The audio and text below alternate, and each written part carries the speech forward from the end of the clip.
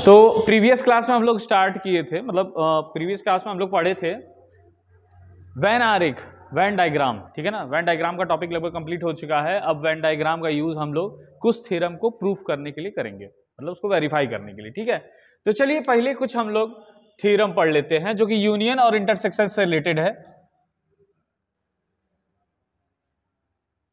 तो देखिए 4 थ्योरम्स पढ़ने हैं यूनियन और इंटरसेक्शन दोनों के लिए। पहला है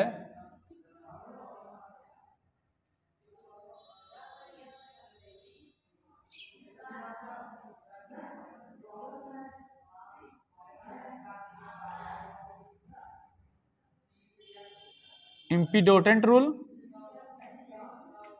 दूसरा है कम्यूटेटिव, तीसरा है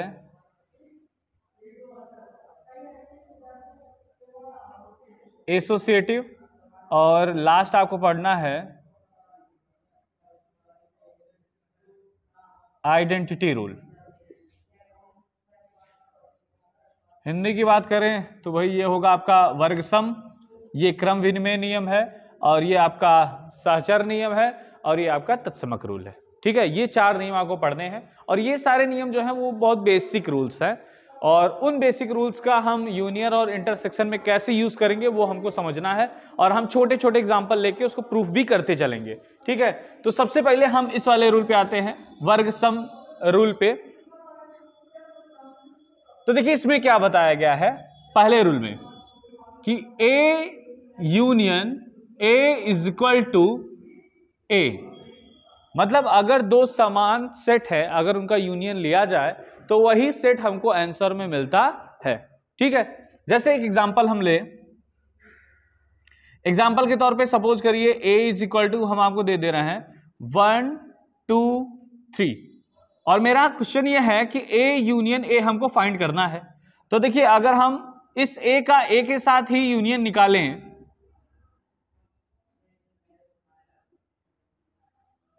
तो क्या मिलेगा 1 2 3, और ये किसकी वैल्यू है, ए की ही तो वैल्यू है, जिसका मतलब ये हुआ कि ए यूनियन ए की जो वैल्यू है वो किसके बराबर होती है, ए के बराबर, ठीक है। तो यूनियन से रिलेटेड अभी हम ये पढ़ रहे हैं, इसके बाद हम लोग पढ़ेंगे इंटरसेक्शन से रिलेटेड, ठीक है। चलिए दूसरी प्रॉपर्टी है कम्यूटेटिव की। कम्यूटेटिव को हिंदी में कहते हैं क्रम विनिमय नियम। क्रम विनिमय मतलब क्रम को एक्सचेंज करना, बदलना। तो अगर सपोज करिए, देखिए पहले कैसे अप्लाई होगा ये हम बता देते हैं।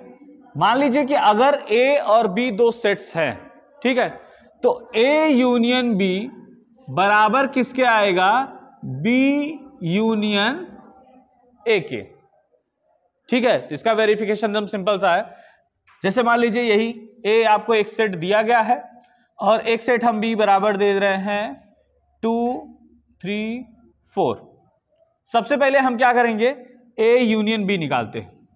ए यूनियन बी का मतलब क्या हुआ कि ए और बी को मिलाना है, तो मिला देते हैं 1 2 3 और 4, ये ए यूनियन बी हो गया। हमको क्या करना है कि हमको ये वेरीफाई करना है कि क्या A union B B union A के बराबर होगा। तो अब हम उल्टा इसका कर लेते हैं, बी यूनियन ए निकालते हैं। तो बी यूनियन ए, अब बी को ए के साथ मिलाएंगे तो क्या हो जाएगा भाई 2 3 4, और क्या मिलेगा 1।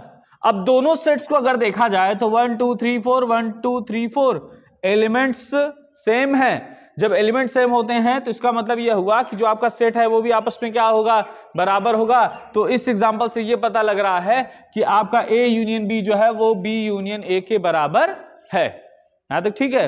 अब इसके बाद आता है एसोसिएटिव लॉ। एसोसिएटिव रूल में क्या होता है, जिस तरीके से हम कम्यूटेटिव में 2 सेट्स लेते हैं, उसी तरीके से एसोसिएटिव में हमको कितने सेट्स लेने होंगे, 3 सेट। इसमें क्या कहा जाता है, A union B union C बराबर किसके होगा, A union B union C. दोनों में अंतर तो समझ में आ रहा होगा। यहां पे सबसे पहले हम बी यूनियन का, बी और सी का यूनियन लिए हैं, उसके बाद हमने ए का यूनियन लिया है। यहां पे क्या किया गया है कि पहले ए और बी का यूनियन लिए हैं, उसके बाद हम किसका यूनियन लिए हैं, सी का। ठीक है, अब हमको इसको वेरीफाई करना है, और इसको वेरीफाई करने के लिए हमको कितने सेट्स लेने होंगे, 3 सेट लेना होगा। तो चलिए एक और सेट ले लेते हैं और अपने तीसरे थ्योरम को वेरीफाई करते हैं। तो मानिए तीसरा सेट है आपका सी, और सेट का नाम है 4, 5 और 6। ठीक है, तो चलिए वेरीफाई करते हैं। A union B union C बराबर, चलिए ए की वैल्यू कितनी है 1 2 3 यूनियन, चलिए बी यूनियन सी निकालते हैं। ये तो हम डायरेक्ट निकाल सकते हैं ना, पहले ब्रैकेट सॉल्व करते हैं, तो ब्रैकेट को पहले सॉल्व किया जाए। बी यूनियन सी निकालना है, मतलब बी और सी को कंबाइंड करें अगर, तो आपको क्या मिलेगा 2 3 4 5 और 6।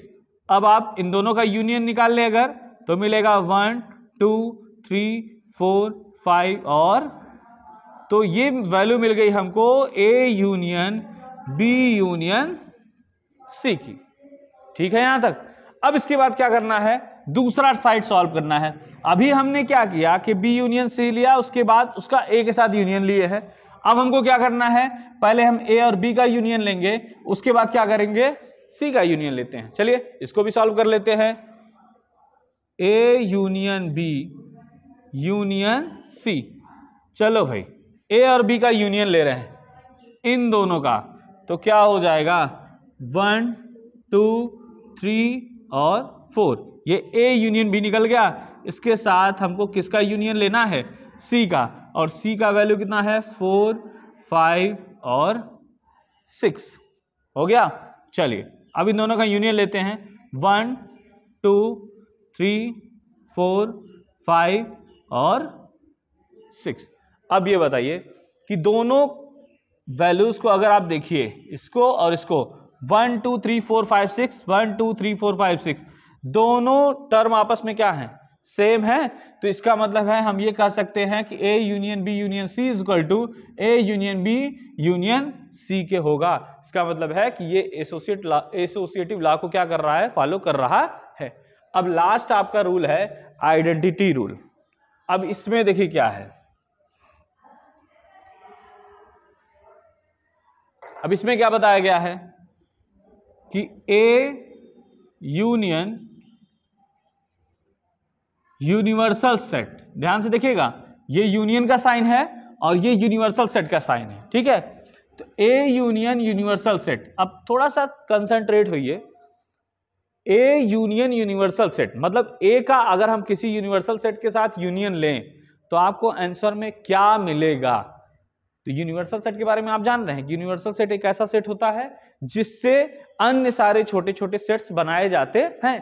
तो ये जो ए निकला है वो तो इसी से निकला होगा, यू से ही। तो अगर हम इन दोनों का यूनियन लें तो हमको आंसर में क्या मिलेगा, यूनिवर्सल सेट ही तो मिलेगा। देखिए जोड़ में क्या होता है, हमेशा बड़ी संख्या ही मिलती है हमको ना। तो अगर हम ए यूनियन यूनिवर्सल सेट ले रहे हैं तो भाई इन दोनों में बड़ा कौन है, यूनिवर्सल सेट ही बड़ा है, तो आपको आंसर में भी तो यही मिलेगा। ठीक, अब एक और, ए यूनियन फाई, अब इसका आंसर क्या आएगा, मतलब अगर हम ए को फाई के साथ यूनियन लेते हैं तो आंसर में क्या आएगा, ए मिलेगा। क्यों भाई, यूनियन हम कर रहे हैं ना, यूनियन का मतलब क्या होता है, जोड़ना।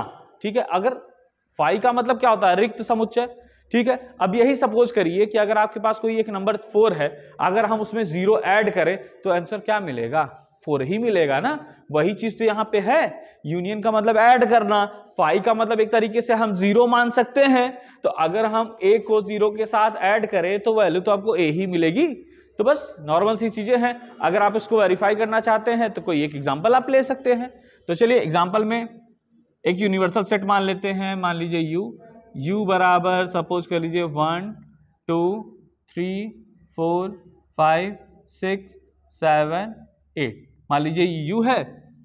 a इज इक्वल टू मान लीजिए 2 3 4।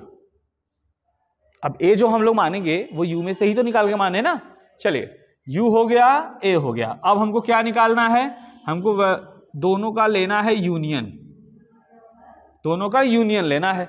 तो अगर हम इन दोनों को कंबाइंड करें, और आपको पता है कि हर सेट में एलिमेंट कितनी बार होने चाहिए, एक बार, तो अगर हम 2 3 4 को इसमें ऐड करेंगे तो भाई ये टर्म तो ऑलरेडी पहले इसमें एग्जिस्ट कर रहे हैं, तो हम चलिए लिखेंगे तो क्या होगा 1 2 3 4 5 6 7 और हो गया।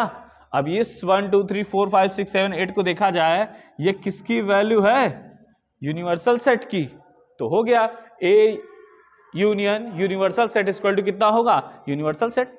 अब इसी तरीके से इसको वेरीफाई करिए आप ए यूनियन 5, चलिए मान लीजिए ए यही है 2 3 4, इसका हम यूनियन ले रहे हैं 5 के साथ, यहां तक क्लियर है। और आपको पता है कि हर सेट में जो है वो यूनिवर्सल सेट, अरे 5 जो होता है वो क्या होता है, इंक्लूड होता है, ठीक है।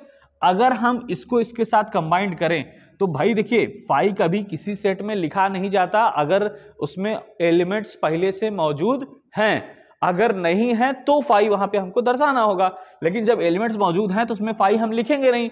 तो अगर हम इन दोनों का यूनियन लें तो आपको आंसर में क्या मिलेगा, 2 3 और 4 मिलेगा, और ये किसकी वैल्यू है, ए की। तो इस तरीके से हम कह सकते हैं कि ए यूनियन 5 जो होगा वो किसके बराबर आंसर देगा, ए के। तो ये 4 प्रॉपर्टीज हो गई जो कि रिलेटेड हैं किससे, यूनियन से, ठीक है। यही सेम प्रॉपर्टीज एप्लीकेबल होती है इंटरसेक्शन के लिए, तो उस पर भी 2 मिनट में देख लेते हैं, ज्यादा वेरीफाई करने की उसमें जरूरत नहीं है। तो अब हम इसमें आंसर निकालेंगे, ठीक है, यही सारी चीजें हम करेंगे हम यही सारी चीजें, लेकिन इसमें हम आंसर निकालेंगे। तो देखिए सबसे पहला जो पहला रूल था वर्गसम, इसमें यूनियन में आपको क्या दिया गया था कि A union A is equal to किसके था, ए के, वो यूनियन की बात थी। अगर इंटरसेक्शन की बात करें तो बताइए भाई ए का ए के साथ अगर इंटरसेक्शन लिया जाए तो आंसर में क्या आएगा, ए का ए के साथ इंटरसेक्शन। ऐसे ही एक एग्जांपल लीजिए 1 2 3, ये है ए, हम ए के साथ ए का इंटरसेक्शन लें तो 1 2 3 का 1 2 3 के साथ इंटरसेक्शन ले रहे हैं, तो इंटरसेक्शन का मतलब क्या होता है, कॉमन एलिमेंट्स। तो देखिए सारे के सारे कॉमन ही हैं, तो आंसर में 1 2 3 ही आएगा, और ये जो 1 2 3 है किस सेट का है, तो इसका मतलब यह हुआ कि ए इंटरसेक्शन ए की वैल्यू किसके बराबर होती है, ए के। ये पहला रूल क्लियर हो गया, ठीक, एकदम सेम यूनियन वाली ही कंडीशन है। दूसरा आता है कम्यूटेटिव में। कम्यूटेटिव में क्या करना होता है कि आपको क्रम को बदलना होता है, जैसे यूनियन में था ए यूनियन बी बराबर बी यूनियन ए, सेम वही कंडीशन यहाँ पे है कि ए इंटरसेक्शन बी बराबर किसके होगा, बी इंटरसेक्शन ए के। क्लियर है। अगर हम ए और बी का इंटरसेक्शन ले फिर बी और ए का इंटरसेक्शन ले तो दोनों आपस में क्या आएंगे, इक्वल आएंगे, ठीक। अब आते हैं एसोसिएटिव में। तो जिस तरीके से कम्यूटेटिव में 2 सेट्स लेते हैं और एसोसिएटिव में कितने सेट्स लेने होंगे, 3। तो चलिए, तो इसमें क्या होगा, A intersection B intersection C बराबर ए इंटरसेक्शन बी इंटरसेक्शन।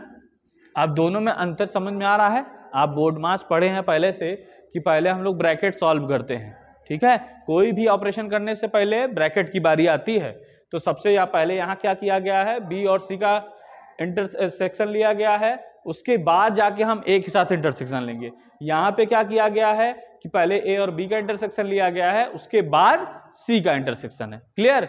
अब लास्ट आइडेंटिटी रूल जो है उसमें ही आपको थोड़ा समझना है। अब हमको ये बताइए कि अगर हम ए का यूनियन के साथ इंटरसेक्शन ले तो क्या होगा। अब ये थोड़ा सोचना है आपको, बताइए ए का अगर हम यूनियन के साथ, अरे यूनिवर्सल सेट के साथ इंटरसेक्शन लेते हैं तो क्या होगा, आंसर में क्या आएगा। जैसे इसके पहले हम लोग यूनियन वाले में पढ़े थे कि अगर ए का यूनिवर्सल सेट के साथ यूनियन लेते हैं तो आपको यू ही मिलता है, लेकिन यहां क्या मिलेगा? ए मिलेगा। उसका रीजन क्या हुआ भाई?